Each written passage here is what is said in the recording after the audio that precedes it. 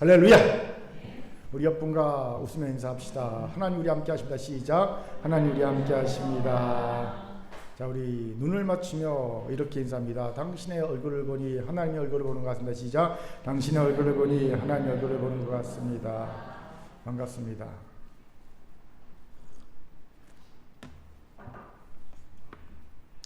다 저를 주목해 주시기 바랍니다. 우리 청소부 친구들 반가워요. 1915년 오스트리아 헝가리 제국의 유대계 소설가 프란츠 카프카가 월간지에 독일어로 출간한 소설이 있습니다. 뭔지 아시겠습니까? 카프카의 소설 변신입니다. 아마 읽지 않은 분도 내용은 거의 알지 않나 싶습니다. 내용은 간단합니다. 주인공 그레고르 잠자가 어느 날 아침 이유도 없이 벌레로 변신한 채 깨어나지요. 이유도 없이. 그는 가족을 부양하던 외판원이었지만 벌레가 된 후에는 일할 수 없게 되었고요. 가족의 부담이자 수치로 전락하게 됩니다. 벌레가 되었기에 의사소통을 할 수 없게 되었고요. 그로 인해 그레고르는 주위 사람들의 갈수록 차가워지는 시선을 받게 되고 결국 놀란 아버지가 던진 사고에 맞은 상처가 악화되어 쓸쓸한 죽음을 맞습니다. 그의 시체는 쓰레기처럼 내다 버려졌고요. 가족들은 그레고르로 인한 고통에서 해방되어 밝은 미래를 그리게 되지요. 이 소설을 통해 카프카는 인간 존재의 부조리와 소외 그리고 가족관계에서조차 쓸모 있음과 쓸모 없음으로 존재의 가치를 매기는 비정함과 냉혹함을 고발합니다. 그렇지 않겠습니까? 생각해 보세요. 이유도 없이 갑자기 어느 아침에 사람이 벌레로 변신합니다. 이것이 얼마나 황당하고 부조리한 현실입니까? 이 설정 자체가 부조리예요. 그리고 더 이상 가족을 부양할 수 없는 벌레가 되었다고 그를 소외시키고 죽게 만드는 가족의 모습은 쓸모로만 사람의 가치를 평가하고 소외시키는 현대 사회에 대한 작가의 냉철한 비판의식이 돋보이는 부분이 아닐 수 없죠. 제가 왜 갑자기 100년도 훨씬 넘은 옛 작가의 책을 이야기합니까? 사실 2023년도 한국 사회에 변신과 연관된 황당한 질문 경계령이 부모들에게 내린 적이 있었기 때문입니다. 혹시 기억이 나십니까? 바로 바퀴벌레 질문이었죠. 어느 날 갑자기 자녀에게서 이런 카톡이 부모에게 옵니다. 엄마, 아빠, 만약 내가 갑자기 바퀴벌레로 변하면 엄마는 아빠는 어떻게 할 거야? 이때 아무 생각 없는 T 성향이 강한 엄마 아빠가 이런 답을 주지요. 바퀴벌레 약을 뿌릴 거야. 그러면 이 장난스러운 답에 자녀는 큰 마음의 상처를 받지요. 그래서 이때 이 질문에 대한 경계령이 내려졌고요. 이에 대한 지혜로운 답들이 만들어지고 공유되곤 했습니다. 예를 들면 그럼 엄마도 같이 바퀴벌레가 될 거야. 그럼 엄마는 너를 위해 이쁜 집을 지어주고 정성스럽게 키울 거야.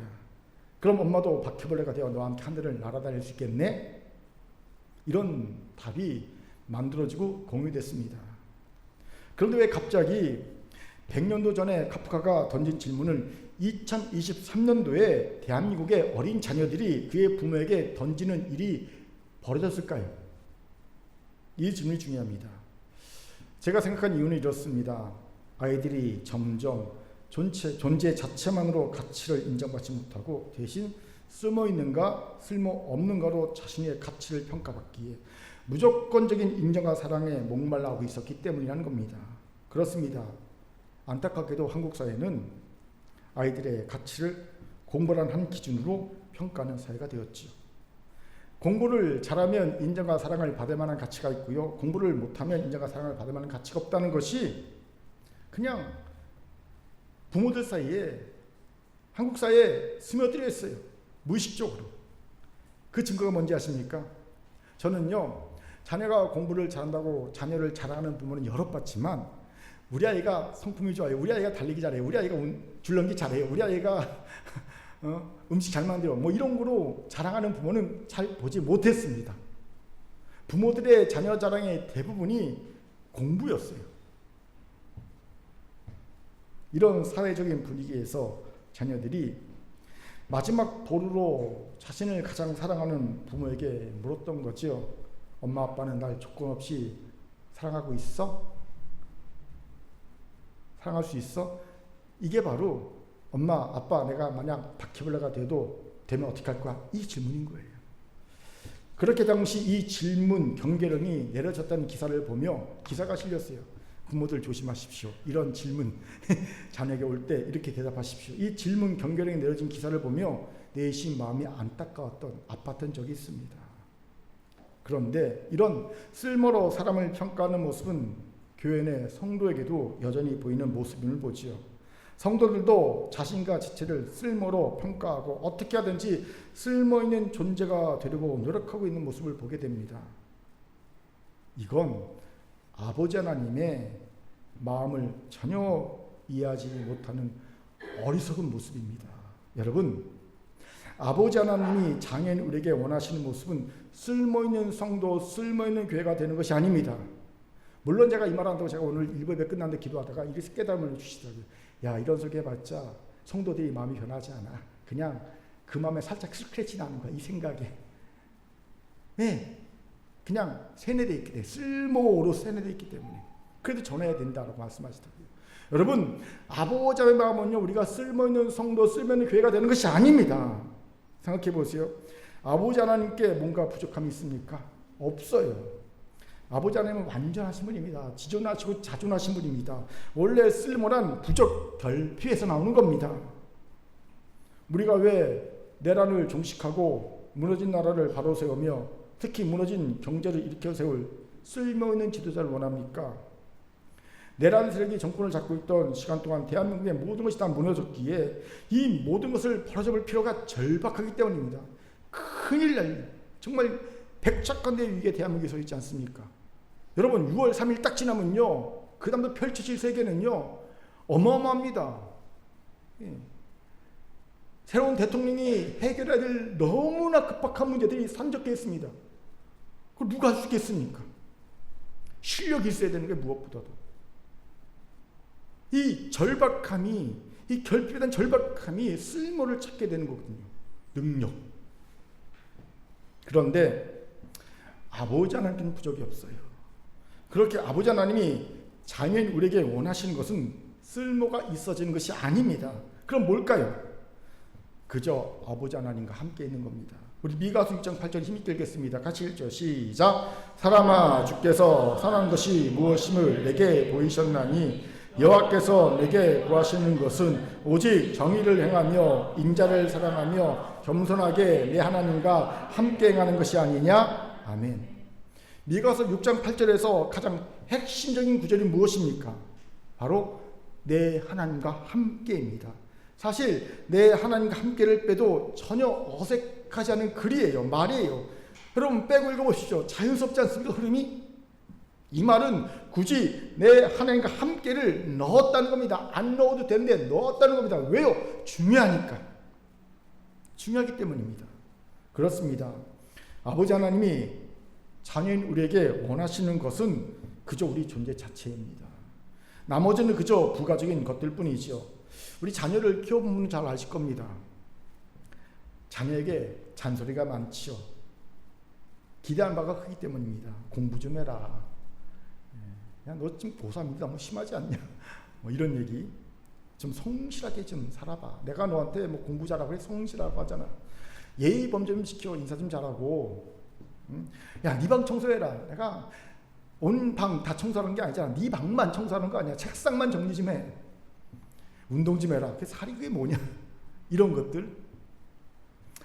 원하는 것이 많게 잔소리도 많아지죠. 그런데 정작 자녀의 생명이 위태로워지면 부모의 소원은 단 한 가지로 좁혀집니다. 그저 살아만다오. 그동안 그렇게나 자녀에게 원했던 것들은 휴지 조각처럼 다 쓸데없어지고요. 오직 자녀가 살아있기만을 간절히 소원하게 됩니다. 이것이 바로 부모의 진짜 마음이자 참 부모이신 아버지 하나님의 마음입니다. 탕자의 부에 탕부를 보세요. 탕자가 쓸모의 기준을 볼 때 뭔 쓸모가 있습니까? 없습니다. 정말 장난의 말처럼 그는 아버지의 재산을 외국에 가서 탕기와 함께 그냥 시원하게 말아먹은 쓸모없는 쓰레기 같은 존재일 뿐이지요. 그렇게 쓸모의 기준을 보면 그는 절대 받아들이면 안 되는 존재입니다. 그럼에도 탕부는 아무런 조건 없이 탕자를 받아들이고 자녀의 권세를 회복시켜 줄 뿐 아니라 잔치까지 벌여주지요. 어떻게 이럴 수 있습니까? 아버지에게 자녀란 그 존재 자체가 쓸모이기 때문입니다. 함께 있는 것 자체가 쓸모이기 때문입니다. 아버지에게 자녀의 쓸모없음, 한자로 무용, 쓸모없음조차도 사실은 쓸모이기 때문입니다. 아버지 하나님께는 자녀의 무용, 쓸모없음 자체도 이미 쓸모인 겁니다. 그런데 자꾸 세상은 우리를 속이지요. 그래서 아버지 하나님의 장애인 성도들이 그들의 모임인 교회가 자꾸 쓸모있어지게 아둥바둥거리며 살게 합니다. 넌 쓸모있는 성도가 돼야 돼. 쓸모있는 교회가 돼야 돼. 그를 아둥바둥거리며 살게 만듭니다. 그리고 그렇지 못한 이들을 보면 답답해하죠. 자신이 생각하기에 어쩜 나 쓸모있어졌어 그러면 교만해지고요. 자기가 충만해집니다. 그리고 그렇지 못한 이들 보면 밑으로 깔아보지요. 아이고 저 참 한심한 인간, 답답한 인간 저 교회 그럽니다. 물론 자신도 쓸모의 기준으로 판단합니다. 그리고 자책합니다. 원망합니다. 낙담합니다. 이건 다른 누구의 이야기가 아니라 부끄럽게도 제 이야기이기도 합니다. 저는 주의종으로 부름을 받은 후 쓸모있어지려고 최선을 다해 아둥바둥거렸습니다. 그래서 신대원에 들어가 열심히 공부했습니다. 맨 앞자리에 앉아갖고 제 지정자석에 앉아갖고 교수님의 모든 강의를 다 녹음했습니다. 모든 강의 녹음해갖고 다 들었습니다. 그리고 그걸 꼭 가르쳤습니다. 열심히 공부했어요. 영적, 지적 실력을 쌓으려고 애썼습니다. 기도 토요일 와서 매일 기도했고요. 예? 많은 책을 읽었습니다. 교회에서 또 열심히 했습니다. 제 별명이 뭐냐면 열심히 특심한 전도사였습니다. 그런 평가를 받으며 목회적 경험과 노하우를 축적해 왔죠. 그 결과 내가 쓸모있다고 차타가 인정할 만한 성취들을 쌓았습니다. 인터뷰도 하고요. 막 그랬습니다. 그때 저는 그렇지 못한 이들을 보면서 이렇게 밑으로 봤습니다. 속이 답답했습니다. 왜 저렇게 살까? 주의종 부름받았는데 왜 저렇게 쓸모없는 존재로 살지? 하지만 그 결국은요. 저는 낙담의 마음에 빠지고 말았습니다. 원래 원고에는 불평도 있었는데요. 일부 예배 끝나면 기도하다 보니까 하나님 그러시지 너 불평은 하지 않았어. 얘 저 불평했는데요. 아니야 너 하지 않았어. 깜짝 놀랐어요. 낙담의 마음에 빠졌습니다. 왜요? 나름대로 쓸모가 있게 준비가 되었다고 생각되는 저를 하나님이 들어서 세상에 보이지 않았기 때문입니다. 죄송합니다. 이건 순전히 교만한 제 옛날 마음입니다. 대신 사람들에게 알려지기만 하면 큰 영향력을 끼칠 만한 말씀들을 그저 작은 교회 내에서만 소용되게 하시고요. 저는 점점 육체적으로나 지적으로나 영적으로나 쇠약해지면 쓸모없어져만 가는 것이 아닌가라는 생각이 들게 하셨습니다. 뭔가 읽어도 이제는 새로운 걸 배우는 게 아니라 잊어버리지 않으려고 막 읽고요. 예전에 날카로운 모습이 사시는 것 같고요. 그렇습니다. 느낌이. 이런 저를 성찰하며 한 번도 생각지 못했던 쓸모없음, 무용에 대해 그 무용의 쓸모에 대해 생각해 보기 시작했어요. 아버지 하나님의 마음을 이해하려고 한 겁니다. 그리고 비로소 제가 오랫동안 아버지 하나님의 마음을 오해하고 착각했던 걸 깨달았습니다. 아버지 하나님이 제게 원하시는 것은 쓸모있어지는 것이 아니라 그저 함께 있는 것, 아버지 하나님이 그저 제 존재 자체를 기뻐하시고 원하신다는 것이었습니다. 이 깨달음이 제 안에 올 때 비로소 참 평안과 자유와 기쁨을 얻게 되었습니다. 그렇게 저는 여러분도 저와 같은 오해와 착각에서 벗어나기 바랍니다. 아버지 하나님은 여러분이 쓸모있는 성도, 쓸모있는 교회가 되기 위해 아둥바둥 살기를 원하지 않으십니다. 그저 아버지 하나님과 함께하면서 자연스럽게 성장하고 성숙하기 원하십니다. 이건 부모의 자연스러운 마음이지요. 자녀가 쓸모있게 되기를 바라는 마음이 아닙니다. 이건 구분해야 합니다. 부모니까 당연히 자녀가 성장하기 원합니다. 성숙하기 원합니다. 근데 이거하고 넌 쓸모있는 인간이 돼야 돼, 이거하고는 다른 마음인 거거든요. 자녀가 쓸모있는 존재가 되는 것은 부차적인 마음일 뿐입니다.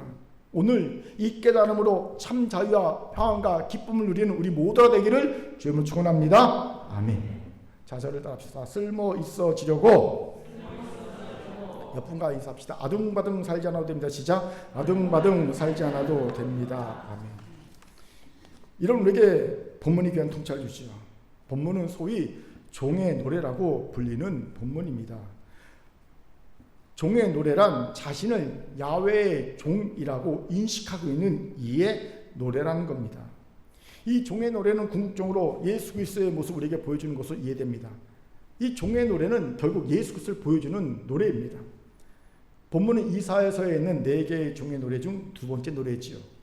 이 두 번째 종의 노래에서 우리는 흥미로운 종의 고백을 듣게 됩니다. 우리 같이 4절을 힘있게 읽겠습니다. 시작. 그러나 나는 말하기를 내가 헛되이 수고하였으며 무익하게 공연히 내 힘을 다하였다 하였도다. 참으로 나에 대한 판단이 여호와께 있고 나의 보응이 나의 하나님께 있느니라. 아멘. 야훼의 종의 고백이 무엇입니까?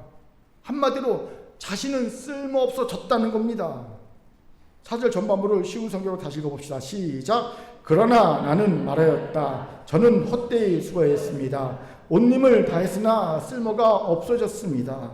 보세요. 지금 야훼의 종은 자신이 온 힘을 다 열심히 노력하면서 살았지만 결국 쓸모없어졌습니다.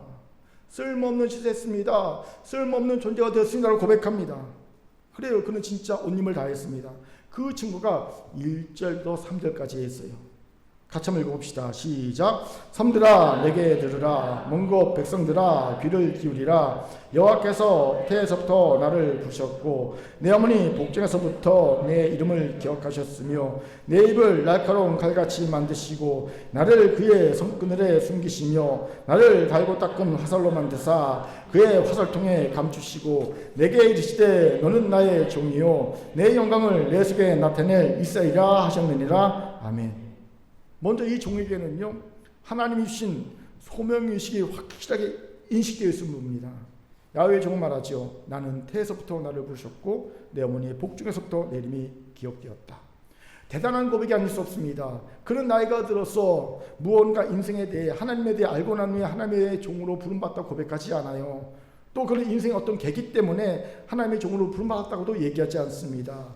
대신 담대히 이렇게 말합니다. 나는 하나님이 태에서부터 나올 때부터 하나님의 종으로 부르셨다. 이것이 얼마나 대단한 소명이십니까? 그럼 이뿐이 아닙니다. 이 말의 의미는 자신이 태어나기를 야훼의 종이 되기 위해 태어난 존재다라는 말입니다. 다른 말로는 나는 사나 죽으나 주의 종이란 말입니다. 굉장하지요? 그런데 그는 또한 이렇게 말합니다. 내 어머니의 복중에서부터 내 이름을 기억하셨다. 무슨 말입니까? 하나님이 자신의 태어남을 개인적으로 축하하시면서 자신의 태어남을 기다리셨다는 겁니다. 뭘 준비하고? 자신의 이름을 지어서 준비하고. 근데 그 이름이 뭡니까? 야훼의 종. 하나님이 야훼의 종이라는 이름을 지어서 자기가 태어나길 기다리고 계셨다는 겁니다. 대단하지요? 대단한 소명의식이 아닐 수 없습니다. 그런데 이 소명의식이 그냥 생기겠습니까? 아닙니다. 끊임없이 하나님 앞에 나가서 자신을 성찰하고 하나님의 뜻을 묻기를 멈추지 않을 때 생깁니다. 감나무 밑에서 감이 떨어질 때까지 입을 쩍 벌리고 기다린다고 감이 떨어집니까? 안 떨어지듯이 그냥 하나님이 소명을 주겠지 하고 있으면 소명의식이 주어지지 않는 겁니다. 소명의식도 매일 하나님 앞에 나아가 하나님께 구하고 찾고 묵 두드리며 하나님의 뜻을 물을 때 그때 비로소 주어지는 겁니다. 야훼의 종의 노력을 온 힘을 다한 노력을 엿보신 대목이지요. 두 번째로 야훼의 종은 그 입을 날카로운 칼과 같이 하나님 만드셨다고 고백합니다. 무슨 뜻일까요? 간단합니다. 자유의 날성공 같은 예리한 말씀의 선포의 능력을 하나님이 주셨다는 겁니다. 여러분 선지자에게 가장 필요한 능력이지 않습니까? 말씀의 은사. 그런데 이것도 그냥 가만히 있는데 주시겠습니까? 아닙니다. 사모해야 주십니다. 말씀을 사모해야 매일 말씀을 묵상하고 말씀을 연구하고 말씀을 암송하고 그 말씀에 살려고 노력할 때 그때 비로소 주어진 것이 말씀의 은사입니다. 이건 역시 야훼의 종의 노력이 엿보이는 모습이지요. 세 번째 야훼의 종은 하나님이 자신을 갈고 닦은 화살로 만드셨다고 말합니다. 즉 날카롭고 매끈한 화살로 만드셨다는 겁니다. 무슨 뜻일까요? 여러분, 매끄럽고 곧은 화살만 정확하게 멀리 날아가서 목표물을 맞출 수 있습니다. 이처럼 야훼의 종이 전한 말씀은 멀리까지 정확하게 전해졌다는 겁니다. 그냥 전해진 것만이 아니라 그 목적을 이루었다는 겁니다. 즉 그 영향력이 굉장했다는 겁니다. 여기에서 1절 첫 부분에서 야훼의 종이 섬들아 내게 들으라, 먼 곳 백성들아 귀를 기울여라 말한 이유를 알게 됩니다. 알고 있는 겁니다. 내가 전한 말씀의 영향력이 어디까지 미치는지를, 먼 섬까지, 먼 곳 백성까지 내 말에 영향이 미치게 하셨다라는 거군요. 개인적으로 가장 부러운 부분이에요.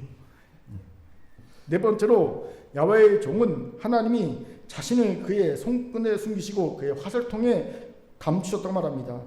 그에게 신앙 인격이 익을 수 있는 인내와 고난의 시간을 주셨다는 겁니다. 여러분, 이것이 없어도 지금까지 본 야훼의 종의 모습은요, 당장에도 하나님이 쓰실 만큼 준비가 된 야훼의 종 같지 않습니까? 그저 권력력에 눈이 먼 얼치기들과 구별되는 대선후보로 잘 준비된 누군가가 떠오르는 모습입니다. 여러분, 잘 구분하셔야 합니다. 언제 우리가 그 사람을 대통령감을 생각한 적이 있습니까? 누가 준비가 됐습니까? 잘 보세요. 너무 탁 튀어나잖아요. 나머지는 그냥 얼치기들입니다. 권력의 눈이 먼 한 명만 준비되어 있어요. 너무 분명합니다. 분별하시기 바랍니다. 아무튼 이런 야훼의 종을, 잘 준비된 야훼의 종을 하나님은 숨기셨고요, 감추셨습니다. 왜요? 그의 신앙 인격이 익을 수 있는 기간을 주신 겁니다. 더 겸손해지라고, 더 성숙해지라고 연단의 기간을 주신 겁니다. 마치 모세를 40년 미디안 광야에서 연단하셨듯이 말입니다. 보통 이런 기간을 우리가 느끼기에 하나님 내게 침묵하고 계신 자로 느껴진 기간처럼 느낍니다. 저도 이런 기간이 있었지요. 그때 제 마음을 다잡게 해준 생각 글이 있었습니다. 소개합니다. 하나님이 침묵하실 때는 하나님이 나를 떠나신 것이 아니라 내가 알지 못한 위대한 이벤트를 계획하고 계신 것이다. 난 모릅니다. 기도해도 안 들리고 말씀 안 하십니다.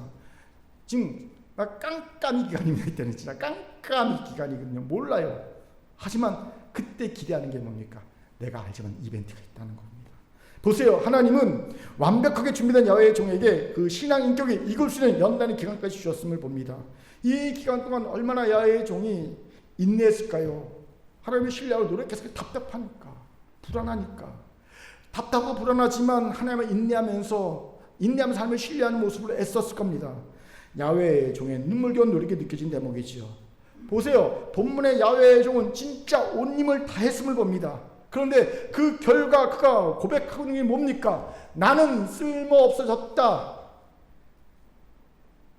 이겁니다. 이렇게 온 힘을 다했는데 그 결과로 그의 고백은 나는 쓸모없어졌다. 가히 충격적인 고백이 아닐 수 없습니다. 그렇게 4절 하반부에서 야훼의 종이 이렇게 고백합니다. 쉬운 성경을 읽겠습니다. 시작. 그러나 여호와께서 내 일을 판단해 주실 것이며 내 하나님께서 내가 받을 보상을 결정하실 것입니다. 한마디로 나는 내가 왜 쓸모없어졌는지 잘 모르겠지만, 내가 왜 이렇게 노력했는데 온 힘을 다했는데 쓸모없어졌는지 잘 모르겠지만, 그래도 하나님이 판단하시고 하나님이 합당한 보상을 결정하실 것입니다. 라는 말입니다. 듣기에 따라서는 따질 말 같기도 하고, 하나님 왜 나에게 쓸모없게 하셨어요? 그럼 맞기도 하고, 또 하나님의 처벌에 맡기겠습니다 라는 믿음의 고백 같기도 합니다. 제 개인적 생각으로는 둘 다가 아닐까 싶어요. 여기서 중요한 질문이 생기죠. 아니 도대체 무슨 일이 있었기에 야훼의 종이 이런 말을 할까요? 어떻게 이렇게 잘 준비된 종이 쓸모없어질 수가 있을까요? 하나님이 이렇게 완벽하게 자신의 종을 준비시켜 놓으시고 왜 쓸모없는 존재가 되게 하신 것일까요? 궁금하지 않습니까? 이에 대한 답을 우리는 5절, 6절을 통해 유추하게 됩니다.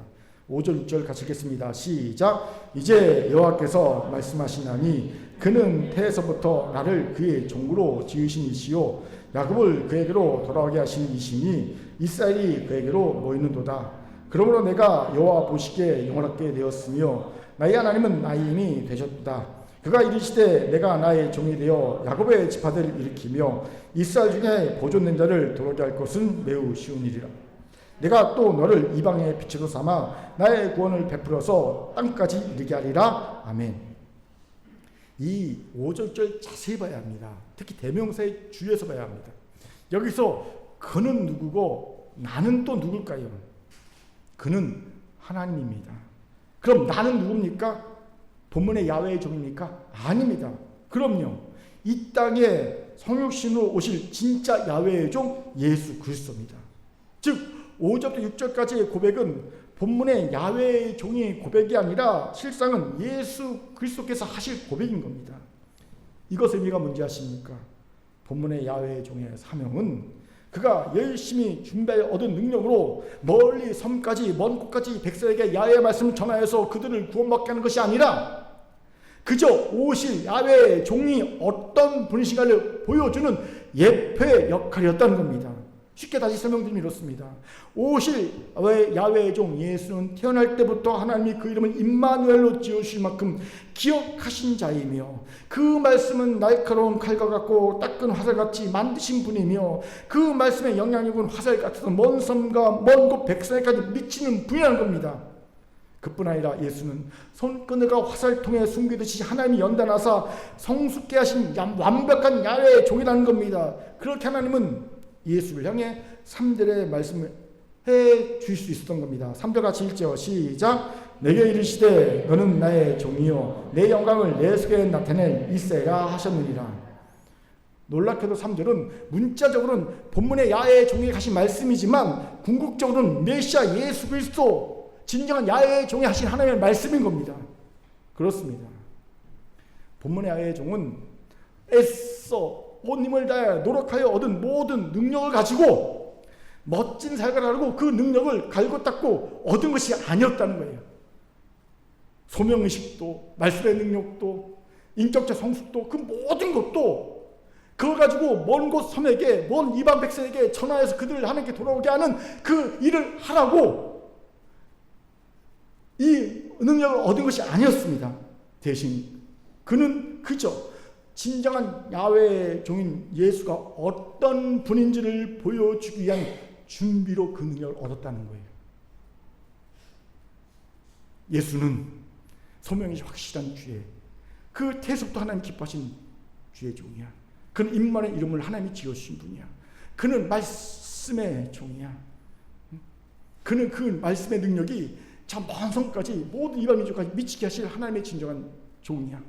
하나님은 그를 손바늘에 숨기시고 그를 성숙시키고 인격으로 성숙시켰어. 완벽하게 준비시키셨어. 그래서 그를 사랑한 자로 말씀하셨어. 이거를 보여주는 예표로서의 역할이었던 거죠. 그걸 사용하라는 게 아니라 그 능력을 그 갈고 닦은 능력을 사용하라는 게 아니라 그냥 예수가 어떤 분인지 보여주는 역할로 그 사명은 끝난 거예요. 그가 얻은 능력은 끝난 겁니다. 그걸로. 그러니 야훼의 종이 나는 쓸모없어졌다라고 고백하며 하나님이 판단하시고 자신에게 보응해 줄 거라고 말하고 있는 겁니다. 여기서는 질문이 생기죠. 하나님이 본문의 야훼의 종에게 왜 이렇게 가혹하신 걸까요? 온 힘을 다해 준비시켜놓고 써먹지 못하고 됐어 이제 거기서 끝! 너는 보여주는 거 됐어. 왜 이렇게 말씀하신 걸까요? 혹시 그런 생각이 드는 분이 있습니까? 그렇다면 그분은 무용의 쓸모에 대해 깊이 깨닫기를 바랍니다. 무슨 말입니까? 우리는 항상 쓸모있길 바랍니다. 그래서 쓸모있기 위해 아둥바둥거리며 삽니다. 실력, 능력을 갖추셔야지요. 그런데 그 쓸모라는 개념을 만들어주고 쓸모가 있고 없고를 지정해준 존재가 누군지 아십니까? 하나님이요? 아니요. 인간 사회입니다. 여러분 오해하지 마십시오. 하나님이 아닙니다. 하나님이 이스라엘 백성을 선민으로 선택하실 때 그 선택하신 이유를 뭐라고 말씀하십니까? 신명기 7장 7절 힘있게 읽겠습니다. 시작. 여호와께서 너희를 기뻐하시고 너희를 택하심은 너희가 다른 민족보다 수요가 많기 때문이 아니니라. 너희는 오히려 모든 민족 중에 가장 적으니라. 보세요. 하나님이 쓸모라는 기준으로 그의 선민을 택하셨다면 이스라엘은 결코 선택받지 못했을 겁니다. 왜요? 민족 중에 가장 작다는 것은 가장 쓸모가 없다는 의미이기 때문입니다. 또 은혜의 하나님이라는 개념은요, 쓸모라는 개념과 공존할 수 없습니다. 은혜가 뭡니까? 자격 없는 자에게 거저 주시는 하나님의 선물이 은혜 아닙니까? 이것과 쓸모하고는요 맞질 않아요. 같이 공존할 수가 없습니다. 그렇기에 쓸모라는 개념을 만들고 쓸모있고 없고를 정한 것은 하나님이 아니고 타락한 인간 세상입니다. 인간 사회죠. 그렇게 성도가 굳이 타락한 인간 사회가 정해진 쓸모에 의해 좌우될 필요가 없다는 겁니다. 도리어 하나님의 자녀라면 무용, 쓸모없음의 쓸모에 대한 안목을 키워야 합니다. 무용의 쓸모를 볼 수 있는 가치관, 안목이 키워져야 합니다. 사실 무용의 쓸모는 장자의 핵심 사상입니다. 장자 아시죠? 핵심 사상입니다. 장자는 실용주의자인 해시와의 대화에서 이런 말을 하지요.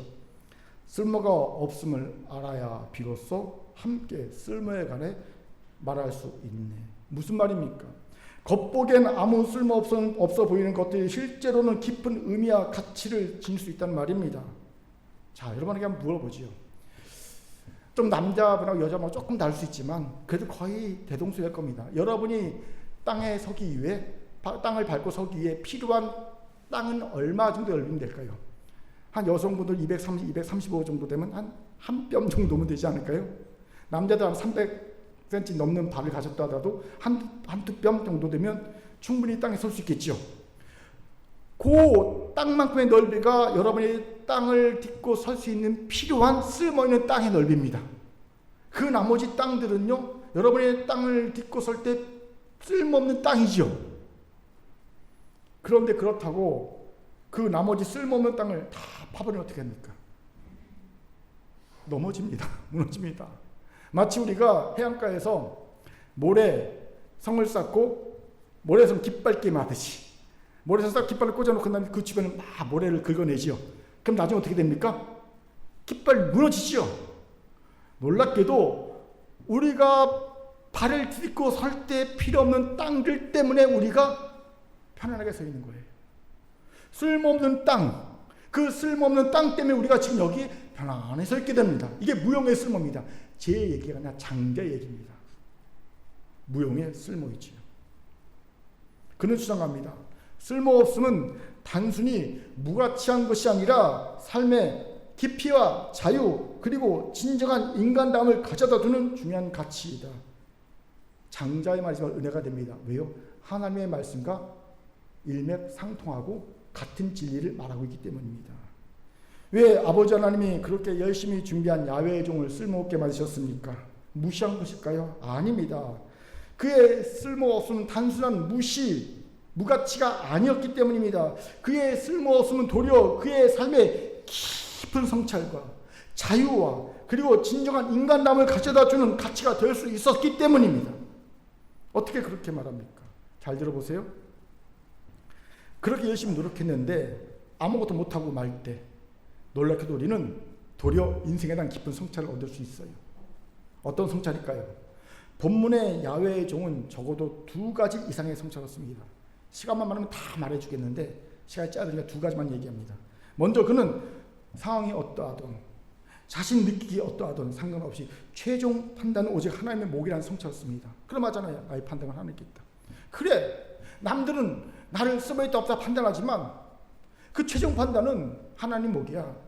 내 느낌, 내 감정 그게 상관없어. 하나님이 판단하는 내 목이 아니야. 놀랍게도 그는 이 엄청난 사실에 대한 성찰을 합니다. 그리고 고백하죠. 하나님의 목이다. 모든 판단은, 나에 대한 판단, 모든 판단 다 하나님 목이다. 다음으로 그는 놀랍게도 쓸모없의 쓸모를 성찰합니다. 무용의 쓸모를 말하죠. 어떻게 이런 말합니까? 보십시오. 그는 나의 보응이 하나님께 있느니라 라는 멋진 고백을 하지 않습니까? 그는 분명 쓸모없다고 말했지요. 하지만 그는 그 쓸모없으니 그에게 뭘 준다고요? 보상을 주라 말합니다. 놀라운 고백 아닙니까? 그런 말합니다. 하나님, 나 쓸모없게 되었습니다. 내가 한 모든 것 다 쓸모없습니다. 하지만 보상 주세요. 무슨 말입니까? 쓸모없음에 쓸모가 있다는 겁니다. 무용의 쓸모를 그는 모르고 고백하고 있는 겁니다. 이게 성찰이에요. 그런데 이런 경험은 제게 돼 있어요. 저도 열심히 노력했음에도 모든 노력에 쓸모가 없게 되었대 얻었던 성찰 경험이 있습니다. 첫 번째 성찰이 뭐였냐면요, 열심히 노력했는데 아무것도 얻은 게 없고 쓸모없이 헛된 짓 했다라고 느낄 때 얻은 성찰. 첫 번째는요, 내가 오후 6시에 일꾼으로 부름받은 자의 은혜를 받고 있다는 성찰이었습니다. 생각해보니 하나님이 일찍 부르셔서 쓰신 일꾼이나 준비만 하고 늦게 불러서 아예 일할 기회가 없던 일꾼이나 받는 품삯은 똑같더라는 겁니다. 이걸 생각하니 하나님께 원망과 불평이 생기는 것이 아니라 죄송한 마음이 들더라는 거죠. 왜 날 쓸모없이 만드셨습니다. 원망, 불평, 낙담이 아니라 아이고 죄송합니다. 이런 마음이 드는 거예요. 마치 군대에서 매번 사역에서 빠지고 가서 삽질하는 데서 빠지고 시멘트 난 데서 빠지고 그리고 유격훈련할 때 빠지고 100km 행군할 때 빠지고 그때 느끼는 미안함처럼, 그렇죠? 그런데도 불구하고 군대의 시계는 돌아갑니다. 그럼 나는 제대하잖아요. 그때 느낀 미안함처럼, 그럼 미안함, 죄송함이 드는 거예요. 아이고, 일하지 않은 자의 보상을 받네. 죄송합니다. 나 쓸모없었다고 원망, 불평, 낙담하는 게 아니라 죄송한 마음이 드는 거예요. 오히려. 두 번째 성찰은요, 내가 모르는 하나님의 방식에 대한 신뢰였습니다. 지금 당장 내가 보기에 나는 쓸모없어 보여도 하나님이 나도 모르는 사이에 나를 사용하고 계시다는 거예요. 그럴 수 있다는 가능성을 내가 믿게 되는 거예요. 나도 모르는 사이에 난 사용되고 있는 거예요. 쓸모없는 존재가 아니라.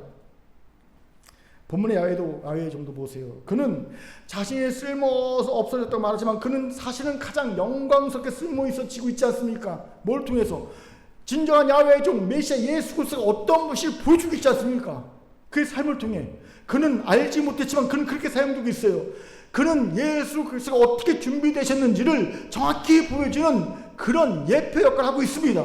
그가 모르는 사이에 그는 쓸모있는 존재가 되고 있어요. 그렇게 저도 이런 신뢰를 가지고 있습니다. 솔직히 저도 쓸모있어지고 아둥바둥 거리지만 실패를 거듭하고 낙담되었던 적이 있어요. 그런데 몇 년 전에 제가 한번 얘기한 적이 있는데, 우연히 한국에서 설교 사이트 2위에 올라와 있는 그런 꽤 유명한 사이트에 제 설교가 2편 이상이 업로드되어 있더라고요. 거기는 한국에서 난다 긴다는 대형교회 목사님들 설교나 올리는 곳이죠. 저 같은 사람의 설교가 올려지는 것이 아니거든요. 저는 그 사이트 관리자하고 일면식도 없고 아는 바도 없습니다. 실제로 그 뒤로 제가 그 사이트 들어가 본 적이 없기 때문에 그 사이트 이름도 지금 까먹었습니다. 그런데 놀라운 것은요, 거기에 제 설교가 2편에서 올라가 있는 거예요. 다른 대형교회 목사님들 난다긴다 하는 설교가들의 설교도 저처럼 2편 이상 올라간 분이 몇 분 안 돼요. 기껏해 1편 이상 올라가는데 저는 올라가 있어요. 그때 제가 이런 깨달음을 얻었습니다. 내가 모르는 하나님이 방식으로 내가 사용될 수 있겠구나. 나는 쓸모없다고 생각하는데 하나님은 내가 모르는 방식으로 자신의 길과 자신의 방법으로 나를 사용할 수 있겠구나 라는 거였어요. 그래요. 하나님의 역사는 신묘막측합니다. 내가 알지 못한 하나님의 방법과 길이 있습니다. 이걸 신뢰하시기 바랍니다.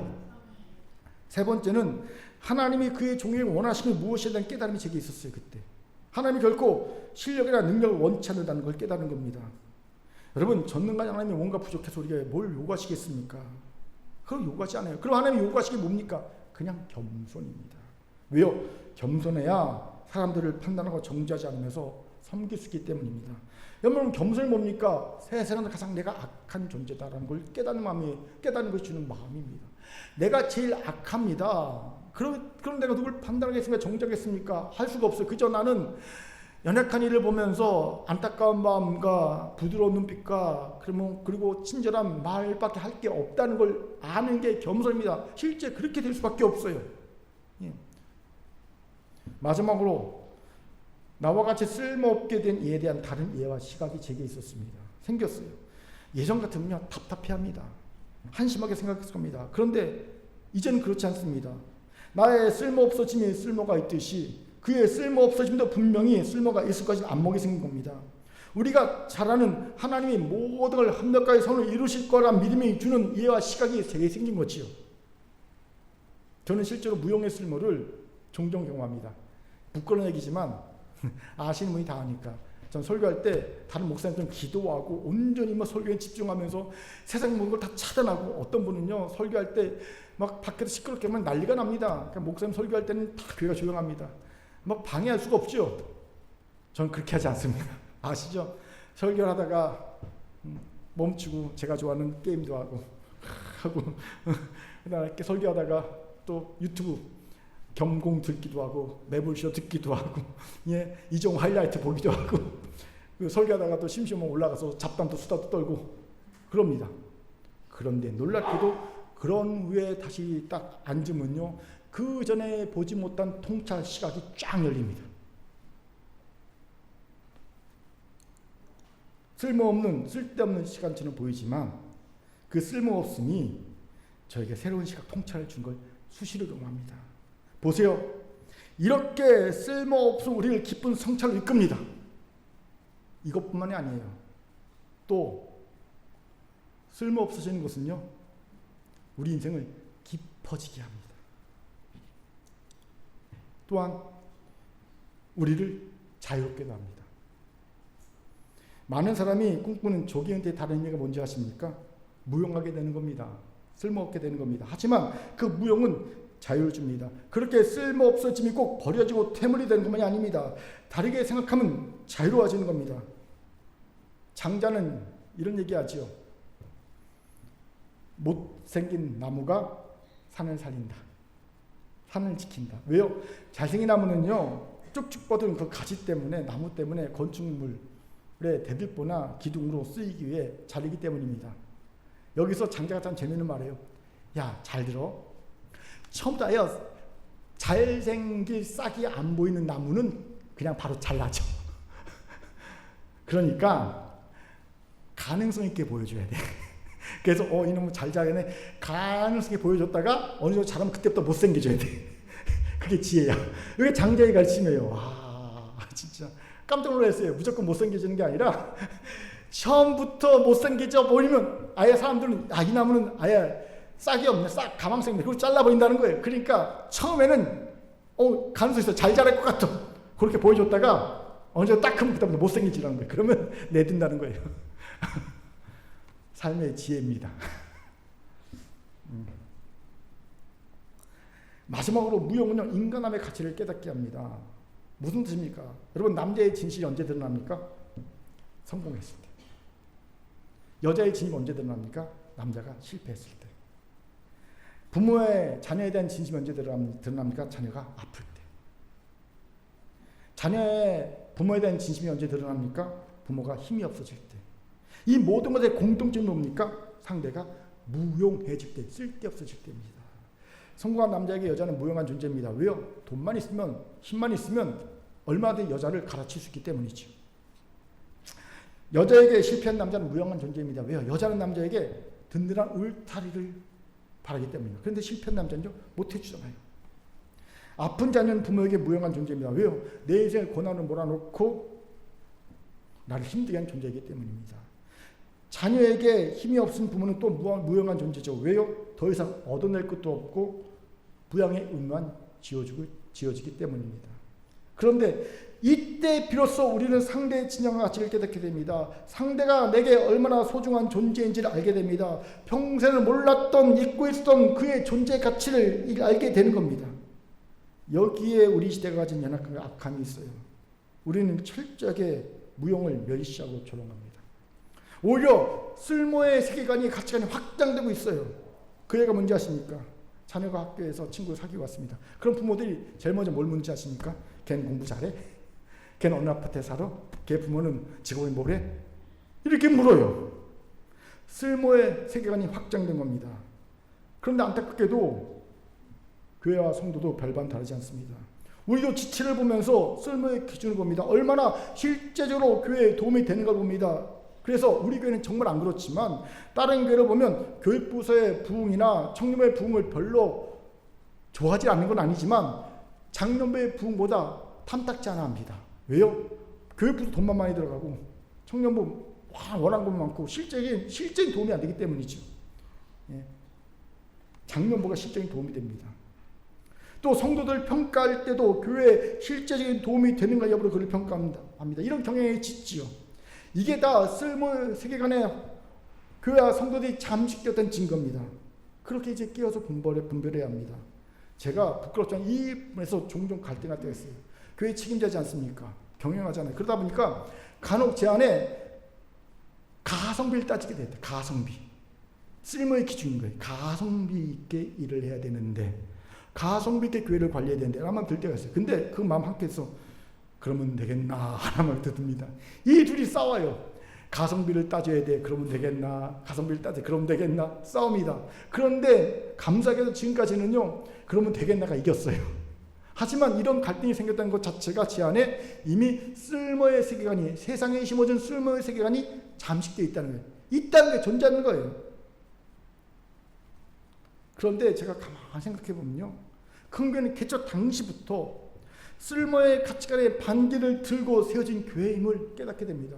환난당한 자, 원통한 자, 가난한 자를 모으고 치유하고 구원하여 하나님 나라의 큰 용사 세우는 이 비전, 사명, 이게 무슨 쓸모와 공존할 수 있는 사명입니까? 비전입니까? 아니요. 우리 교회는 개척 당시부터 쓸모의 가치관에 정하는 교회로 세워진 거예요.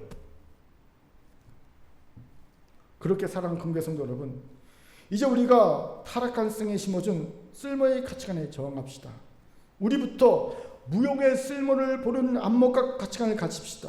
구체적으로 쓸모없는 나를 좀 쓸모있게 볼 수 있는 자가 되시기 바랍니다. 쓸모없어 보였던 지체를 그 지체의 쓸모를 볼 수 있는 자 되시기 바랍니다. 하고죠. 쓸모없는, 그게 아니라 그 쓸모없는 이에게서 쓸모를 보는 안목, 가치관이 있어야 합니다. 오늘 이런 깨달음과 결단이 우리에게 있기를 주의 이름으로 축원합니다. 아멘. 자, 저를 따라합시다. 쓸모의 가치관에 저항하여 무용의 쓸모를 볼 수 있는 옆분과 인사합시다. 안목과 가치관을 가집시다. 시작. 안목과 가치관을 가집시다. 이제 말씀 마치죠. 한때 한국 예능 프로의 선두 주자로 12년간 많은 국민들의 사랑을 받았던 MBC 대표 예능 프로가 있었습니다. 뭘까요? 무한도전입니다. 저는 처음 그 무한도전 보면서 솔직히 속으로 이런 생각했어요. 별 그지 깽깽 같은 짓을 다 하고 있다. 뭐였는지 아십니까? 전철과 달리기. 독산역에서 뭐 달리기 하고요. 목욕탕 가서 목욕탕 물 밖으로 퍼내기. 뭐지? 쟤네들 도대체. 뭔 저런 쓸데없는 일을 예능이라고 하지? 이해가 안 됐어요. 너무 공중파 낭비. 말된 일이라고 생각했어요. 그런데 회차를 거듭할수록 재미가 있어지더라고요. 그 진짜 그지 깽깽이 같은 쓸데기 없어 보이는 도전이 가지는 나름대로의 의미도 발견하게 되고요. 재미도 있음을 알 수 있었습니다. 그런데 저만 그런 게 아니라 많은 국민들이 그랬죠. 그러니 12년간 한국을 대표한 예능 프로로 국가를 선것 아니겠습니까? 이것도 무용의 쓸모의 한 예가 아닌가 하는 생각을 문득 하게 되었습니다. 그렇게 하십시오. 우리 인생은요, 모든 순간이 결코 쓸모 있는 것에만 채워질 수 없고 채워서도 안 됩니다. 그럼 삭막해지고요, 영원히 메말라지고 죽습니다. 여러분, 우리 인생은요, 자꾸 여러분 착각하지 마세요. 쓸모 있는 것은 다 채워지면 행복할 것 같죠? 아니요. 삭막해집니다. 메말라지면 죽습니다. 오히려 그런 노력은 하나님 뜻이 아니라 하나님이 가장 싫어하시는 자기 의가 가득한 교만일 수 있다는 생각을 하시기 바랍니다. 때로는 별 쓸데없다고 생각되는 것에서 인생의 깊이가, 의미가 발견되고요, 재미가 숨겨져 있음을 알 수 있기 바랍니다. 쓸데없는 것에서. 좀 극단적인 예일 수 있지만 왜 하나님이 우리의 연약함과 죄악을 용인하십니까? 우리가 죄를 지으려 할 때마다 번개를 딱 내셔서 깜짝 놀라서 죄를 짓지 못하게 하시지. 왜요? 이유는 간단합니다. 그것조차도 우리 인생이 필요하기 때문입니다. 어찌 실수와 죄악 없이 겸손해질 수 있겠습니까? 없습니다. 어찌 이런 것 없이 하나님을 전적으로 의지할 수 있겠습니까? 없습니다. 어찌 무용함을 대표하는 연약함과 죄악 없이 은혜만을 갈구하는 존재로 설 수 있겠습니까? 결단코 없습니다. 그렇게 사실 우리 인생에서 무용한 것은 없습니다. 그저 무용하다고 생각하는 어리석은 우리만 있을 뿐입니다. 아, 이거 무용에 쓸데없어 라고 생각하는 어리석은 우리만 있을 뿐입니다. 이 진리를 깨달으십시오. 그렇다면 이제 그만 자신을 들들 볶으세요. 이제 그만 가족과 지체를 들들 볶으세요. 여러분 자신과 가족과 지체는 깨가 아닙니다. 깨면 들들 볶아도 되지만 여러분의 가족, 지체들, 교회는요 깨가 아니라 하나님의 사랑하신 자들입니다. 그것도 하나님이 그저 품으신 존귀한 자녀입니다. 그렇게 이제 그만 들들 볶으세요. 그리고 이제 무용의 쓸모를 보는 안목과 가칭을 가지고 삶의 깊이를 더하세요. 내 무용을 통해 끊임없이 나와 주변을 성취하시기 바랍니다. 삶의 자유를 주세요. 무용은 자신의 쓸모없어지는 것이 아니라 그동안 어깨를 누르고 있던 책임을 다하고 이제 그 책임에서 자유로워진 걸 수도 있음을 아시기 바랍니다. 또 그래도 되나 그러면 열심히 책임있게 살았던 증거기도 합니다. 얼마 전 언젠가는 슬기로울 전공의 생활하는 프로가 있었어요. 그 프로에 이런 얘기가 나오더라고요. 부산 여자분인데 나이 드신 분인데 자궁을 적셔야 되는 그런 수술을 앞두고 있는데 이분이 그걸 너무 부끄럽고 창피해요. 알리기 싫어해요. 부끄럽다는 거죠. 그때 의사가 와서 이런 얘기를 합니다. 그건 열심히 사셨다는 증거예요. 이 말을 하는데 저도 울컥가 남자인데 전 자궁이 없죠. 울컥하더라고요. 열심히 사셨던 증거예요. 그렇습니다. 무용은 퇴출, 퇴물의 의미가 아닙니다. 그건 열심히 살았던 증거입니다. 우리도 얼마의 시간이 지나면 이제 은퇴할 거 하지 않습니까? 그건 퇴출, 퇴물 의미가 아닙니다. 열심히 살았던 증거입니다. 그래서 이제는 자유를 누려도 된다는 의미입니다. 세 번째, 진정한 인간함을 발견하고 찾아주세요. 쓸모의 가치관이 아닌 그저 그 존재만으로 자신이, 가족의 지체가, 누군가가 존귀한 존재, 사랑받은 존재임을 발견하고 찾아주시기 바랍니다. 특히 내가 진정 사랑하는 것을 찾으세요. 그건 내가 가성비를 따지지 않는 것에 있을 가능성이 큽니다. 내가 가성비 따지지 않고 좋아하는 것이 있으면 그걸 누리시기 바랍니다. 네 번째, 무용의 쓸모는 아버지의 하나님의 은혜와 닮았음을 기억하세요. 쓸모없는 우리에게 거저 은혜를 주시고 자녀 삼아 주신 아버지 하나님의 은혜를 입은 자작교회도 쓸모없는 이에게 은혜를 베푼 자로 살기를 결단하시기 바랍니다.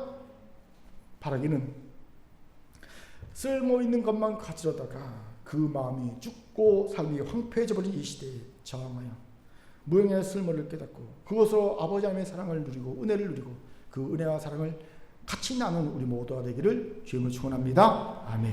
하나님의 주신 말씀이었습니다. 기도합니다. 사랑과 자비함 참 감사합니다. 하나님, 쓸모의 가치가 확대된 이 일생에 저항하여 무용의 쓸모를 보는 아치강 안목을 가지고 이것으로 사랑을 누리고 섬기고 자유와 해방과 기쁨을 누리는 우리 모두에게 도와주옵소서. 감사드리며 예수님 이름으로 기도합니다. 아멘.